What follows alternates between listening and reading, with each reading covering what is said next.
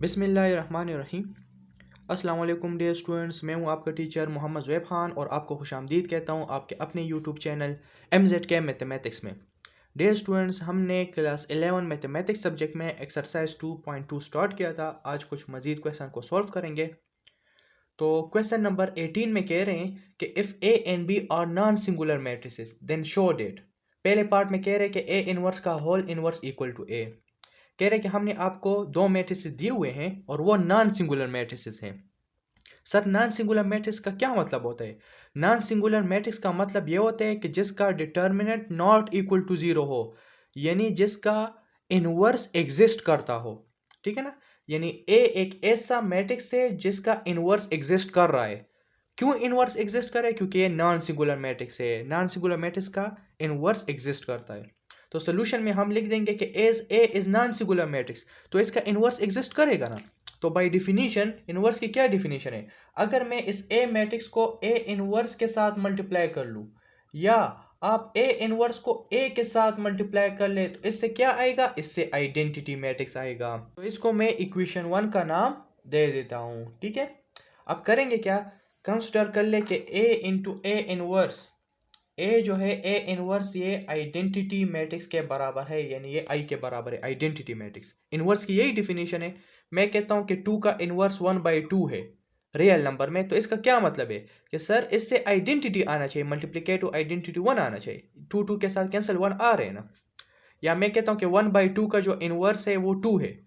ठीक है ना? क्यों 2 है? क्योंकि ये एस के साथ कैंसिल होकर आइडेंटिटी आएगा। तो इसलिए कि ए का मैं कहता हूं कि इनवर्स है वो ए इनवर्स है, क्योंकि इन दोनों की मल्टीप्लिकेशन से आइडेंटिटी मैट्रिक्स आ रहे हैं। इस तरह ये होते हैं। ठीक है, अच्छा देखिए, तो सर यहां पर करेंगे क्या?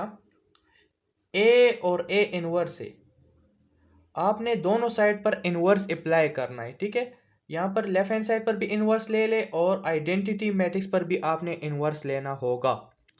अब हम इनवर्स यहां पर देख ले, ए इनवर्स का होल इनवर्स है, तो इससे आएगा ए इनवर्स का होल इनवर्स।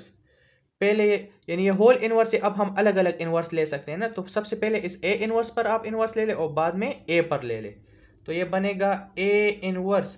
और आइडेंटिटी मैट्रिक्स का अगर आप इनवर्स ले भी ले तो इससे आइडेंटिटी ही आएगा।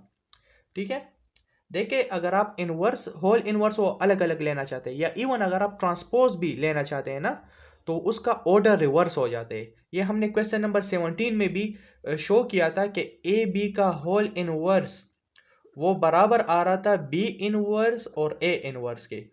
ठीक है ना, यानी इसका वो ऑर्डर रिवर्स हो जाते। तो यहाँ पर ए इनवर्स का होल इनवर्स है ना, तो सबसे पहले ये इनवर्स यहाँ पर अप्लाई होगा, फिर बाद में ए पर अप्लाई होगा, इसलिए मैंने यहाँ पर इस तरह लिख दिया।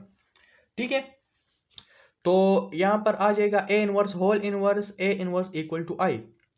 तो लेफ्ट हैंड साइड में देख ले, ए इनवर्स होल इनवर्स हमें चाहिए, तो ए इनवर्स होल इनवर्स तो आ गया। अब मुझे इस ए इनवर्स की जरूरत नहीं है, तो अगर मुझे ए इनवर्स को खत्म करना है तो इसके साथ ए मल्टीप्लाई करेंगे ना।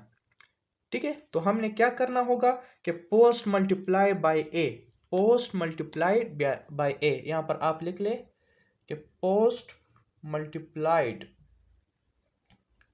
मल्टीप्लाइड बाय ए, आपने ए मैट्रिक्स को मल्टीप्लाई करना है। तो देख ले, पोस्ट मल्टीप्लिकेशन का मतलब ये होता है कि यहाँ पर ए इनवर्स होल इनवर्स और ए इनवर्स अपनी जगह पर आ जाएगा, और लेफ्ट हैंड साइड में यहाँ पर आपने पोस्ट मल्टीप्लिकेशन करनी है। इसी तरीके से राइट हैंड साइड में आई को लिख ले और ए को मल्टीप्लाई कर ले। ठीक है, तो ये बन जाएगा ए इनवर्स का होल इनवर्स। और सर ए इनवर्स इंटू ए जो है ये फिर आइडेंटिटी के बराबर है। ए इनवर्स और ए किसके बराबर है? आइडेंटिटी मैट्रिक्स के बराबर है। और आई जब ए के साथ मल्टीप्लाई होगा इससे ए आएगा ना। ठीक है, अच्छा, तो आइडेंटिटी मैट्रिक्स अगर इस मैट्रिक्स के साथ मल्टीप्लाई हो भी जाए तो यही दोबारा आएगा। तो ये बन जाएगा ए इनवर्स का होल इनवर्स इक्वल टू ए आ जाएगा। बात की समझ आ रही है? और यही हमें शो करना था, तो ये आपके पास कंप्लीट आंसर हो जाएगा। एमसीक्यूज के पॉइंट ऑफ व्यू से भी इंपॉर्टेंट है कि ए इनवर्स का होल इनवर्स ए के बराबर होता है। अच्छा जी, पार्ट 2 में कह रहे हैं कि शो कर ले कि ए बी का होल इनवर्स वो बराबर है B inverse into A inverse. ये भी इंतहाई इंपॉर्टेंट क्वेश्चन है। कि ए बी का होल इनवर्स किसके बराबर है, बी इनवर्स और ए इनवर्स के बराबर है। ठीक है, तो इसमें हमारा बेसिकली मेन टारगेट ये होगा, इस पे थोड़ा सा समझने की कोशिश कर ले कि हमारा इसमें टारगेट क्या होगा, किस तरह ये शो करना है। यानी हमें ये शो करना है कि the inverse of A B का जो इनवर्स है वो क्या है, बी इनवर्स और ए इनवर्स है। तो अगर मैं कहता हूं कि ए बी का जो इनवर्स है वो बी इनवर्स और ए इनवर्स है, तो इन दोनों की प्रोडक्ट से क्या आना चाहिए, आइडेंटिटी मैट्रिक्स आना चाहिए ना। ठीक है, इनवर्स की यही डिफिनेशन है ना। अगर एक मैट्रिक्स का ये इनवर्स है, ए बी का ये इनवर्स है, तो इससे आइडेंटिटी मैट्रिक्स आना चाहिए, चाहे इसको राइट साइड से मल्टीप्लाई कर ले चाहे लेफ्ट साइड से मल्टीप्लाई कर ले। यानी B inverse into A inverse ले ले, इसको ए बी के साथ मल्टीप्लाई कर ले, फिर भी आइडेंटिटी आना चाहिए। तो A B into B inverse A inverse से आइडेंटिटी आ जाए, या B inverse A inverse into A B से आइडेंटिटी आ जाए, तो इसका मतलब ये होगा कि ए बी का जो इनवर्स है वो बराबर हो जाएगा B inverse into A inverse के बराबर हो जाएगा। तो हमारा ये टारगेट होगा, हमारा ये टारगेट होगा कि A B into B inverse A inverse से आइडेंटिटी लेकर आएंगे और B inverse A inverse into A B से आइडेंटिटी लेकर आएंगे। जब ये प्रूफ हो जाए, ये आइडेंटिटी आ जाए, तो मैं कह सकता हूं कि the inverse of A B is B inverse A inverse है। ठीक है, तो इस तक पहुंचने के लिए हम करेंगे क्या कि as A and B are non singular matrices, ये तो गिवन है ए और बी नॉन सिंगुलर मैट्रिक्स है, तो अगर ए मैट्रिक्स नॉन सिंगुलर है तो इसका इनवर्स एग्जिस्ट करेगा ना। तो ए इंटू ए इनवर्स ले ले या ए इनवर्स और ए ले ले, इससे तो आइडेंटिटी मैट्रिक्स आएगा, इसको आप इक्वेशन 1 का नाम दे दें। ठीक है, इसी तरीके से बी जो है वो भी नॉन सिंगुलर मैट्रिक्स है, तो बी को बी इनवर्स के साथ लिख ले या बी इनवर्स को बी के साथ लिख ले, इससे भी आइडेंटिटी मैट्रिक्स आएगा, इसको आप इक्वेशन 2 का नाम दे दे। ये बात तो हमें क्लियर है, चूंकि ए और बी नॉन सिंगुलर है तो इसका इनवर्स एग्जिस्ट करेगा, ए का इनवर्स ए इनवर्स है, बी का इनवर्स बी इनवर्स है, इन दोनों की प्रोडक्ट से आइडेंटिटी आएगा। अब आपने कंसिडर क्या करना होगा, कंसिडर हमें कंसिडर ये करना होगा कि मेरा जो ये टारगेट है A B into B inverse A inverse से आइडेंटिटी आना चाहिए ना, तो मैं ये लेफ्ट हैंड साइड ले लूंगा, इसको मैं सोल्व करूंगा, इससे मुझे आइडेंटिटी को लेकर आना होगा। तो मैं कंसिडर करता हूं कि A B into B inverse और ए इनवर्स, ये मैंने कंसिडर कर लिया। अब मैं इसको सोल्व करूंगा और इससे आइडेंटिटी लेकर आऊंगा, फिर मैं ये कंसिडर करूंगा और इससे भी आइडेंटिटी लेकर आऊंगा। तो अगर दोनों से आइडेंटिटी आ जाए तब मैं कह सकता हूं कि the inverse of A B is B inverse A inverse. ठीक है, अच्छा, तो यहां पर देख ले मैट्रिसेस में तो एसोसिएटिव प्रॉपर्टी सेटिस्फाई होती है ना, तो इसलिए ये ब्रैकेट लास्ट दो मैट्रिसेस पर है, तो हम पहले दो पर लगा सकते हैं। ठीक है, तो इस तरह हम कर लेते हैं कि ए को छोड़कर यहां पर देख ले ये तीन मैट्रिसेस आप कंसिडर कर ले, बी बी इनवर्स और ए इनवर्स, तो ये ब्रैकेट लास्ट दो मैट्रिक्स पर है, तो हम इन पहले दो पर लगा देते हैं। तो बी और बी इनवर्स पर आप ब्रैकेट लगा दे और ए इनवर्स को खाली लिख ले। वैसे ब्रैकेट्स ये हमने क्या किया, ये सर हमने एसोसिएटिव लॉ को अप्लाई किया है, एसोसिएटिव लॉ के जरिए। आप यहाँ पर रीजन दे सकते हैं कि मैंने क्या किया है, एसोसिएटिव लॉ मैंने इस्तेमाल किया है, एसोसिएटिव लॉ। अच्छा, तो ये आ जाएगा ए अपनी जगह पर और बी इनवर्स किसके बराबर है, आई के बराबर है ना, तो मैं इसकी जगह पर आई लिख देता हूं और साथ में आ जाएगा ए इनवर्स। ठीक है, ए जो है आई के साथ मल्टीप्लाई होगा तो इससे ए वापस आएगा, आइडेंटिटी किसी भी मैट्रिक्स के साथ मल्टीप्लाई होकर उससे वही मैट्रिक्स दोबारा आता है, तो ए और ए इनवर्स आ जाएगा इससे। और ए इंटू ए इनवर्स किसके बराबर है, ए इंटू ए इनवर्स आइडेंटिटी के बराबर है कि नहीं है। तो लेफ्ट हैंड साइड में हमारे पास क्या था, A B into B inverse A inverse था, और राइट हैंड साइड में आ गया हमारे पास क्या, आइडेंटिटी, राइट हैंड साइड में आइडेंटिटी आ गया, तो इसको आप इक्वेशन 3 का नाम दे दे। देख ले हम अपने टारगेट की तरफ पहुंच रहे हैं, इससे तो आइडेंटिटी आ रहे, अब ये कंसिडर करने इससे भी आइडेंटिटी हमें लेकर आना होगा। तो नाउ कंसिडर, यहां पर आप कंसिडर कर ले, नाउ कंसिडर आपने क्या कंसिडर करना है, देख ले ये वाला टारगेट में, देख ले ये दूसरा हमारे पास क्या है कि बी इनवर्स ए इनवर्स जो है इंटू ए बी, इसको कंसिडर कर ले, B inverse A inverse into A B equal to, इस पर भी आपने एसोसिएटिव लॉ को अप्लाई करना है। ये बी इनवर्स को छोड़ दें, एसोसिएटिव लॉ हमें क्या कहते हैं, ये ब्रैकेट लास्ट दो मैट्रिक्स पर है तो इन पहले दो पर लगा सकते हैं, ए इनवर्स और ए पर। ए इनवर्स और ए पर ब्रैकेट लगा दे, बी को छोड़ दे एसोसिएटिव लॉ के जरिए, तो ये आ जाएगा बी इनवर्स। अच्छा, ए इनवर्स और ए आइडेंटिटी के बराबर है ना, तो बी इनवर्स आइडेंटिटी के साथ मल्टीप्लाई होगा, बी इनवर्स वापस आ जाएगा और इससे आएगा बी।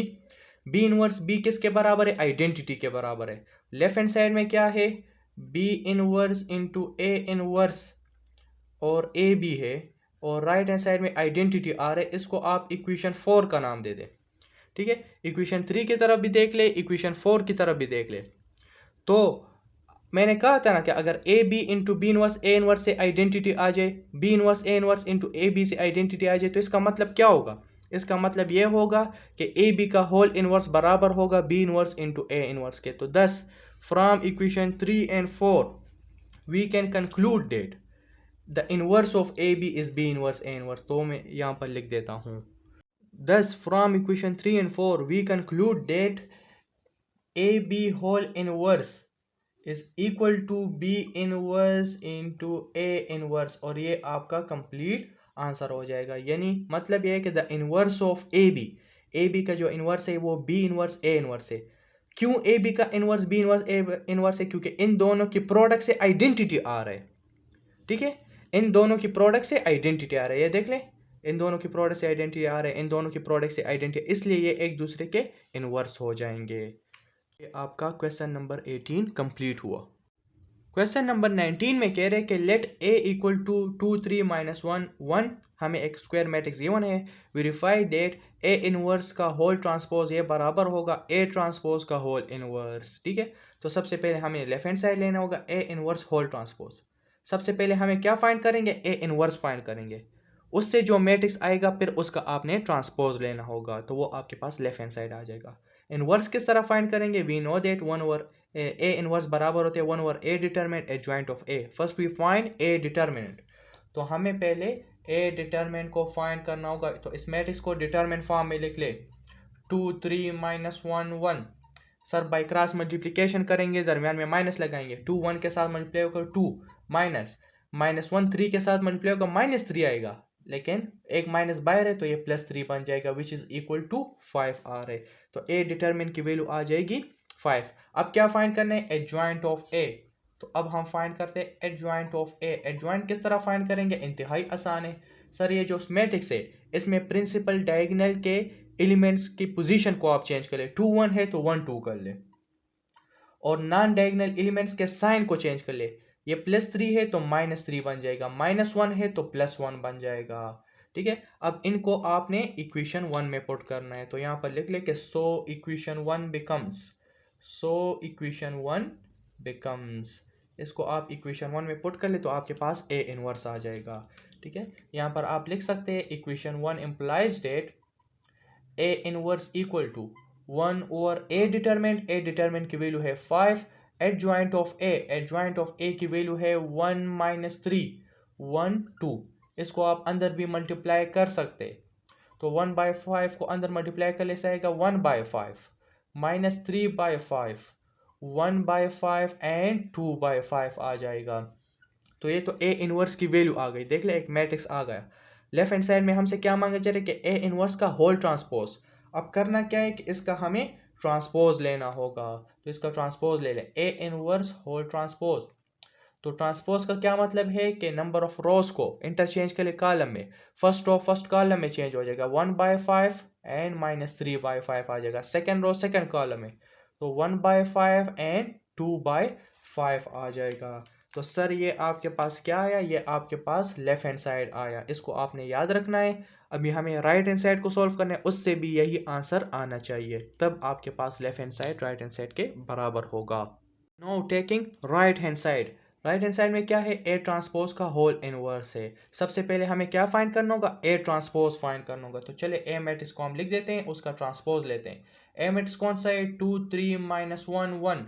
सर इसका ट्रांसपोज ले ले, किस तरह ट्रांसपोज लेंगे, फर्स्ट रो को फर्स्ट कॉलम में चेंज कर ले 2 3 हो जाएगा, सेकेंड रो को सेकेंड कॉलम में तो ये आ जाएगा -1 1। सॉरी यहाँ पर ट्रांसपोज लिख लेना, ये मैंने ट्रांसपोज ले लिया। ठीक है, अब क्या करना है, ए ट्रांसपोज का इनवर्स लेना है।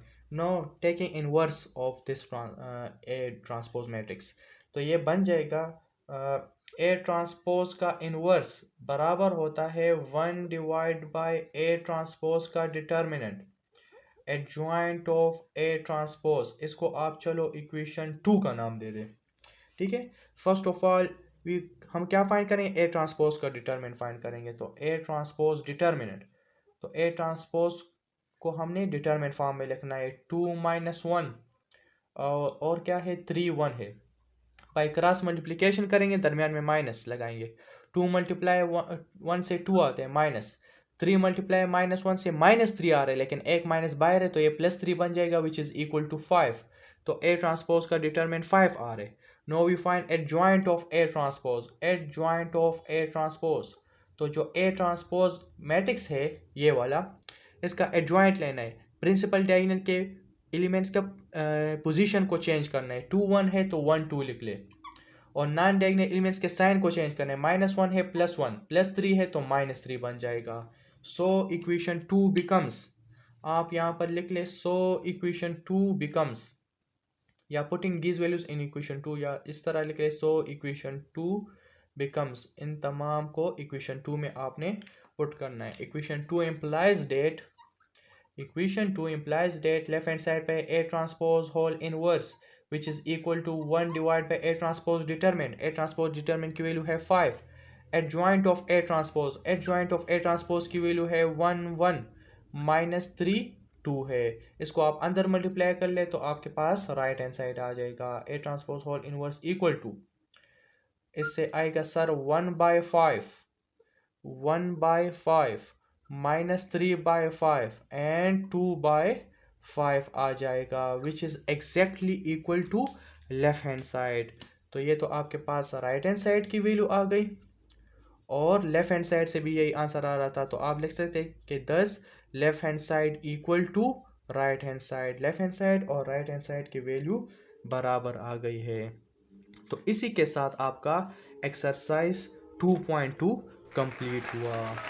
तो मैं उम्मीद करता हूँ कि आपको इस पूरे लेक्चर की और इस पूरे एक्सरसाइज की कंप्लीट समझ आ गई होगी।